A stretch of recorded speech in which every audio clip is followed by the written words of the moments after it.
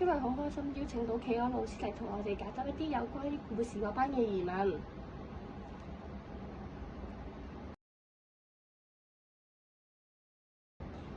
故事畫班係咩嚟㗎？故事畫班咧係用小朋友熟悉嘅故事啦，咁入邊會有呢個聽故事同埋畫畫嘅，咁透過呢兩個部分咧，激發到小朋友嘅創意，咁同埋佢哋可以畫畫嘅時候咧，增加到佢哋呢個執筆技巧嘅。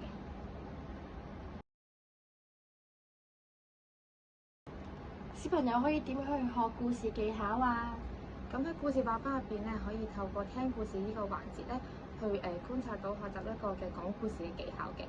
咁小朋友就會觀察到老師佢點樣去用生動嘅語調啊，同埋表情去講呢個故事。咁小朋友就會模仿老師佢哋做一啲嘅動作啊、表情，咁去從而學習呢一個講故事嘅技巧嘅。時間分配會係點樣嘅？咁課堂咧就會分4個部分嘅，咁首先就係會聽故事啦，聽完故事之後咧，咁就會同小朋友一齊討論，佢想畫邊一個情節啊，或者邊一個角色，咁之後咧就會同老師一齊去畫一個作品嘅，咁最後咧就會讓小朋友去講返成個故事。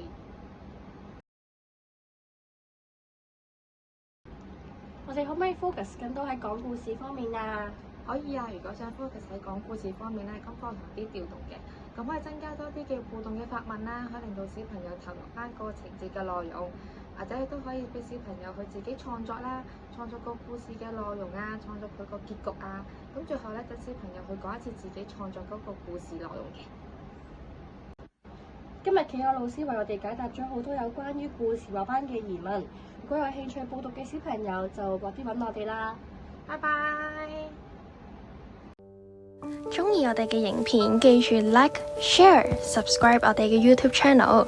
想緊貼我哋最新嘅資訊同埋優惠，記住留意我哋 Facebook 同埋 Instagram 啦。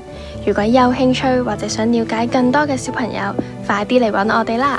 我哋下條片再見，拜拜。